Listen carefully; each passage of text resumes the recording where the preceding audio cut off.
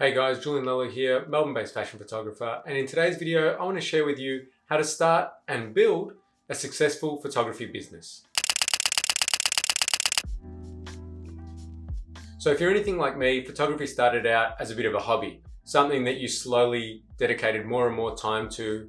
It turned into a big passion. By this point you've got a couple of jobs here and there and a few $100s on the weekends, and maybe got a heap of cool free stuff in exchange for photos. But it's at this point you start to think, how do I turn this into a lifestyle? How do I turn it into a career? How do I earn enough to give up my 9 to 5 or to create myself a job that is going to give me the standard of living that I desire? So I've now been a full-time freelance photographer for a little over 5 years, and I've done a lot of things right and a lot of things wrong that have got me to a point where I can share some lessons with you guys to get your photography business up and running and hopefully get it to a point where it can give you a successful lifelong career. Now, the first step in starting a successful photography business is to start a business. Now, I know this sounds really silly and really simple, but it's one of the things that I see as most often overlooked by photographers when they're starting out and trying to take the next step. It's all about creating a level of professionalism. It's about getting yourself taken seriously, not being seen as just a guy or a girl with a camera that takes really great photos, but being seen as a professional photographer. So some of the things you can do to start a business are really simple and really inexpensive. The first of which is to come up with a business name. It can be as simple as your name. Myself, my business is Julian Lello Photography. Create a little bit of branding around that. Create a logo. Create an email signature. On the topic of emails, don't keep using that Hotmail that you created back in year 12.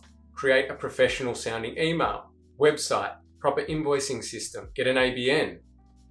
These are all things that will make you way more professional and taken way more seriously by potential clients. One of the things that can get really hard for us creatives and us photographers is the amount of people that expect us to do things for contract, in exchange for product, in exchange for services, do things for free for exposure. What you want to do by starting up a business and being seen as a business, not just a hobby photographer, is making people see that you do this for a living. Making people respect your time and your skill set. The next step in starting your business is to know your worth. Now, I could do a whole other video on how to price photography. It's really difficult, but it's something that you need to do from the get-go. You need to know your worth. You need to come up with a pricing structure. You need to get that pricing down on a rate card so that it's nice and consistent. It's something that you can send to your clients and you don't get confused every time you need a quoted job. Now, yes, jobs are case-by-case scenarios in terms of what you want to charge, but at least you've got a starting point. You're not going to get overwhelmed every time you ask for a job. You're not going to do some jobs really low and some really high. You need to price yourself where you think you deserve to be paid. In addition to the rate card to send to people, set up a contract or terms and conditions. This goes hand in hand. Every time you send someone a rate card, you send someone the terms and conditions as well. This again comes back to that first point of setting up a business. You want to create yourself as a professional. An added little tip on that pricing is never quote over the phone. Or if you do mention some pricing over the phone, always follow up with an email straight afterwards. Have an email trail of every discussion in terms of pricing. Often people will ask your price on the phone and you can get really caught up in yourself. Quote something, think about it later and say, I've done that all wrong. How do I go back now and try and charge this client more? Take the time to step away, think about it, and send emails. Next thing you need, and this is a work in progress, this is something that you need to do throughout your whole career as a photographer, is to build a portfolio.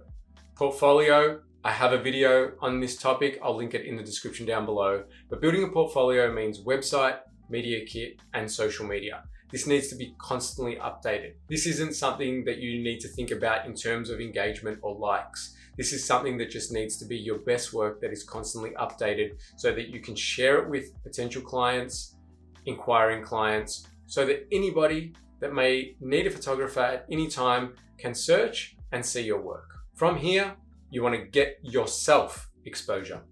And the reason I emphasized yourself is because if you're at this point, you probably already know you've been offered exposure in exchange for your skill set. You're being offered exposure in exchange for working for somebody. More often than not, it doesn't work. If you want exposure, if you want to get out there, you need to do it yourself. Comes back to the portfolio point. So yes, having a good website, updated social medias, but you also need to pitch to clients. You need to get in front of clients. You need to build portfolio work and do shoots that are going to help you build. You need to network. The majority of my clients come from word of mouth or shooting for one brand, which then another brand will see, and then it kind of snowballs from there. Work out how to best get yourself and your work out there. Get yourself exposure. My next point is something that's going to be contrary to a lot of other videos that you've probably watched on this topic. Most photographers, most YouTubers, particularly people who started out in social media, will tell you to niche down. My next point is to diversify.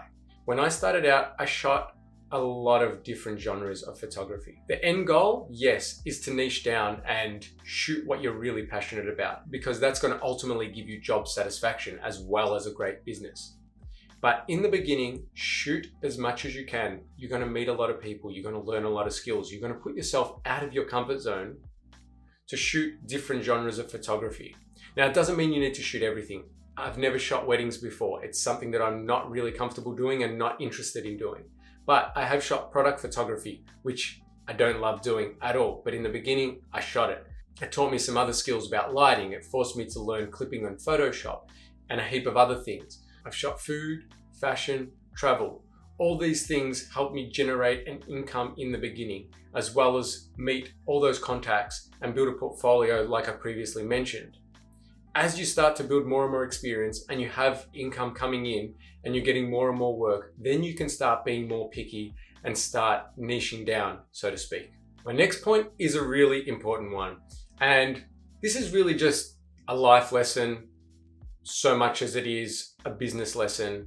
And it's particularly important if you're going to be a freelance photographer, and that is to manage your time. In the beginning, you may not have the income or cash flow to be able to pay for some services.